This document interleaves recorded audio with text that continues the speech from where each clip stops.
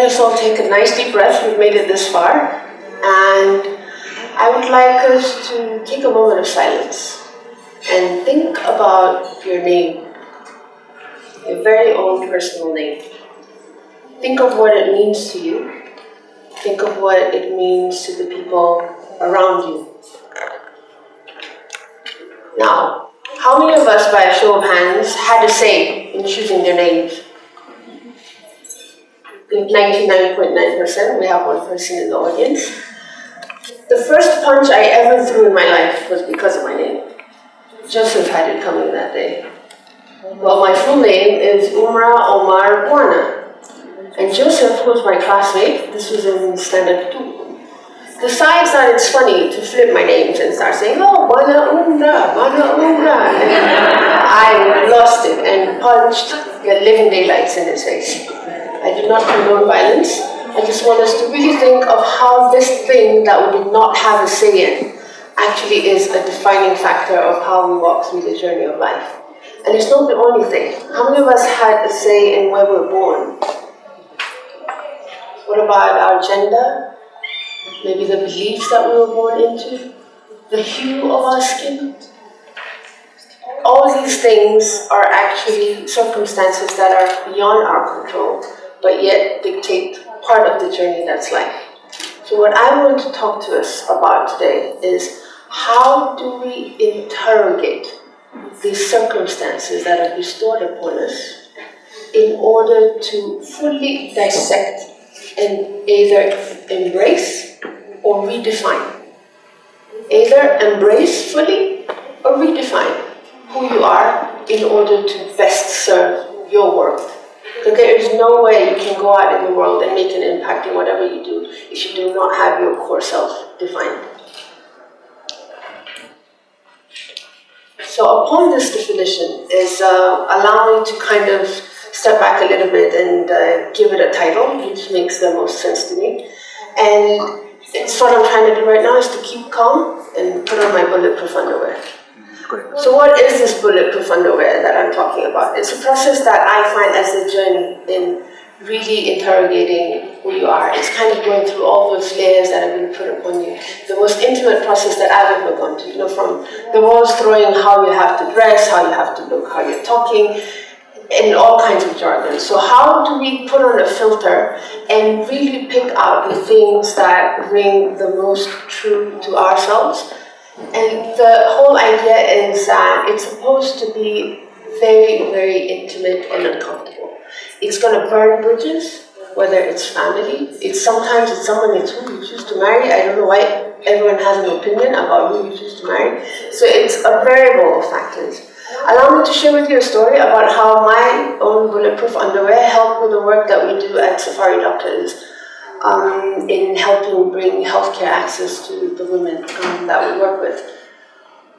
Safari Doctors, just to give you a backdrop, we are an organization based out of Lamu, and we travel every month delivering healthcare, primary healthcare and veterinary services to remote villages of the Bajuni and the Aware community. You have Kenyans in here. Who knows the Bajuni and the Aware communities? 1, 2, 3, 4, 5, maybe 6 jumbo. There's a marginalized indigenous communities up in the northern coast of Kenya, Bajuni and Aware. And what we do is basically primary healthcare services, vaccinations, and maternal care for the mothers and anything that they would get in a dispensary. And what our journey is dictated by various factors. Mara, it's the wind for the sail that dictates how far you can go. Or it's a security issue, something happened in one of the villages, that means we can't go take the road route. It could be resources, and we're like, okay, this time we can go to this many villages versus a certain number. Or it's volunteer doctors. We struggle with issues of per diem, the beautiful Kenyan culture of getting volunteer doctors. So all these factors is what really takes our journey up. You can see the northern coast, stopping at 2 villages a day, and then we go all the way to the villages by the Somali border up in Kiunga, and then loop back south now through the Boni corridor. So it's just a loop of about 5 days, of 3 in the sea and about 2 on land. So as we were getting ready for our March clinic a few months ago, we all come together in the boardroom, every single member of our staff, and it's to start figuring out the logistics, figuring out which route should we take. And as we're doing this, the biggest discussion comes around, should we or should we not go on the road for that clinic or that month? It's something that literally has to be assessed days before we go on. So as the back and forth is going, my eyes kind of just lock into Kalu. Kalu is our head nurse, who's been working in that area for about 20 years, and he was the one who was stationed at the only dispensary on the mainland, and no longer is because of the attacks in 2015. So we share with Kalu this moment of fear of, should we? And then you kind of have to immediately overcome that and think of, okay, let's think about possibilities. Let's not think of the landmines and the attacks. We could choose to focus on that and not do anything. Or we could replace that with the faces of the women and the mothers who've not had any access to health for the last few months, where kids are out of date with their vaccinations, and there's absolutely no medical facility in the corridor on land. That over there, I don't know if any of us heard of the incidents where a police truck was blown up with children who were literally going from their village to eat. And they were warned not to get into police vehicles, but they did, because there's no other form of transport. There's about, I think, over a dozen casualties. And down there, I remember we were at a police check, and they're like, oh my God, what's the sign beneath me? And it kind of puts reality into context. But then it's amazing how that can be wiped out by what happens when you actually get to these communities. So as we were packing our, the medicines have to go on the boat because we have to load off every village. Our beloved Captain Fami, who's quite a character himself, he's actually he's like our app for cross-checking everything. You remember every single thing that you have not packed on the boat. So he goes like, Omar, are we taking the shells this time? And I'm like, oh man. I was almost trying to intentionally forget, and I was a little hesitant. And the shells that Fami was talking about is the organic cup that had been bestowed upon us from one of our benevolent donors. Which brings me to another issue that us women actually have no say in whatsoever. What may that be? No. It's our menstruation. Over 60 days a year, an average woman spends bleeding. That is 6 to 7 years. Imagine that as a fully grown child. 6 to 7 years of a woman's life are spent menstruating. It's about 450 cycles. We have women young girls from the United Kingdom all the way to Kenya that come from low-income families, cannot attend school, have to skip school because they can't afford the sanitary products. Last year, in August 2017 in India, a 12-year-old girl was shamed to death. She took her own life because she was in class and she had a stain of blood on her uniform, and she was called in front of the class.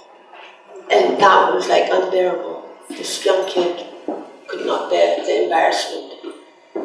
So as we've traveled to these communities, that's one of the issues that the women have come up and requested, how can we have sustainable products for us? This is some communities where even salt it can be a luxury at a particular time. And so then we were, Organic Cup got in touch, they donated the 2 boxes of these menstruation cups. So basically it's a cup that replaces the pad. Oh, actually I have one here. Remember when your grandma would reach into her, put it in there. I've been using it as a stress reliever the whole day, going like this, but that's not what it's for.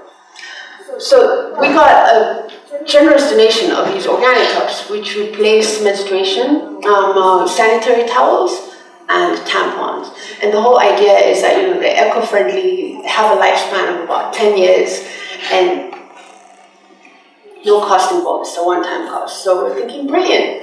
Let's go. All you just fold, put it into your palace, and up to 12 hours of the day, you're good to go. And I think everyone's worst day that knew me is the day I discovered this thing. I swear to God, I texted every friend that I know. I went to the office, I got all my female staff workers, and I was like, the way it worked for me and the joy that I felt is subjective. There's some people who wouldn't want to see it, and that's with any product in the world, is that actually it wasn't even female, it was both men and women, because like if you're a man, you must know a woman that could use it.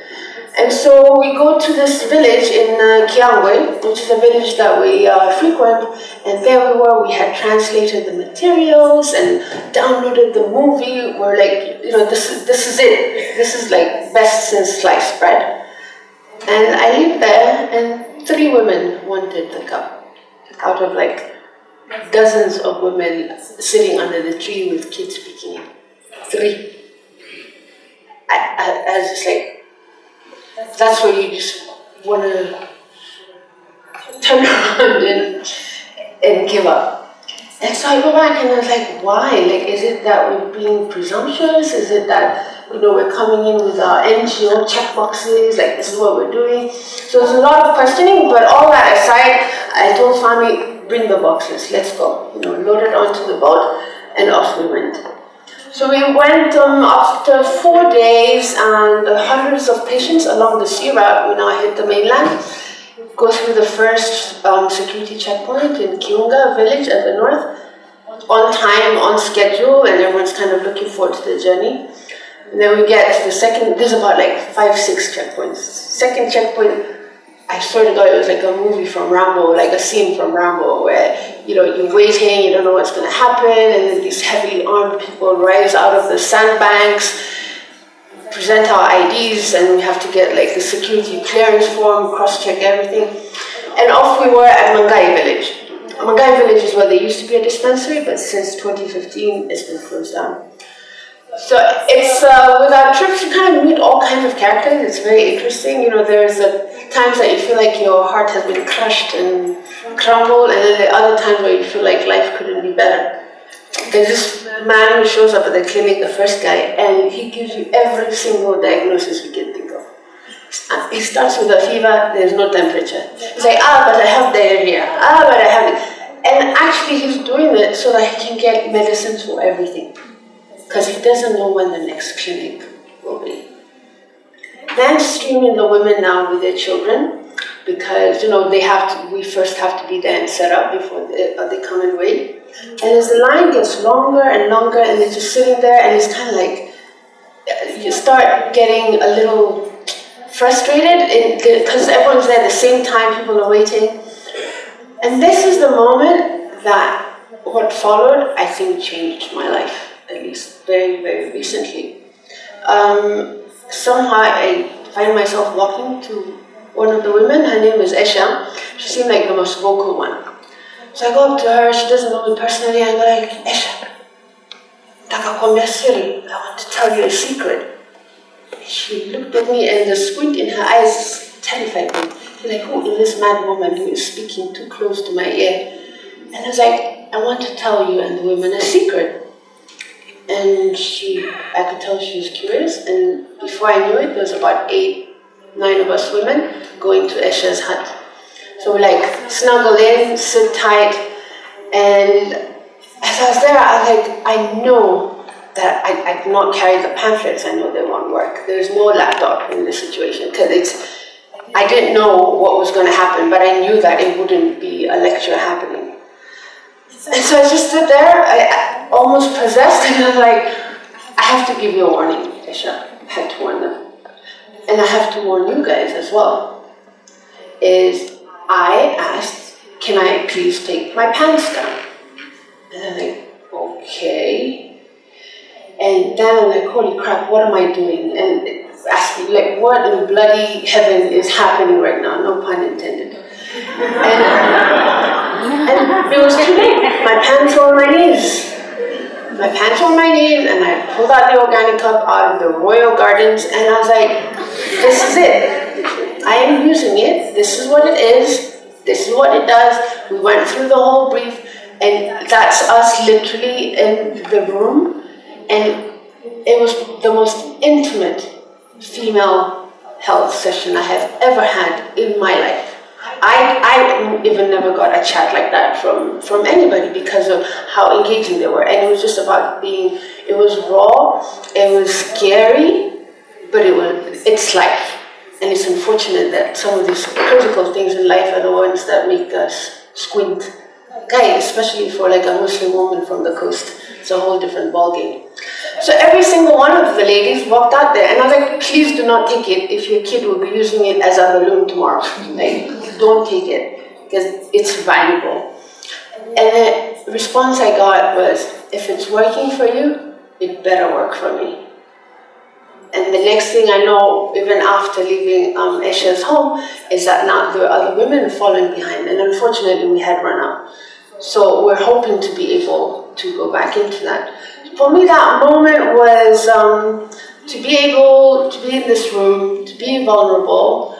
It was perhaps the most, it felt like it was something that I was designed to do. If I reflect back on what I have been bestowed on, I feel like it was my gender that put me in that place. It was my nationality as a Kenyan over there, as a woman, as a mother. Like all these things that were bestowed upon me could be converted into that opportunity and trust between a group of women that felt like they could trust my testimony, that they needed this product. But more than anything, because the difference between this and this, I mean, I was the same identity then as I was in this hut. The biggest difference in that situation was that bulletproof underwear that I had decided I would put it on in this very minute. It was the interrogation of over years. It's not something that has happened to me overnight.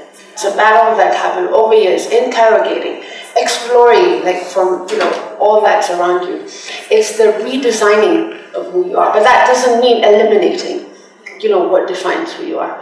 And it was that bulletproof underwear moment where I felt like I actually made an impact in my community.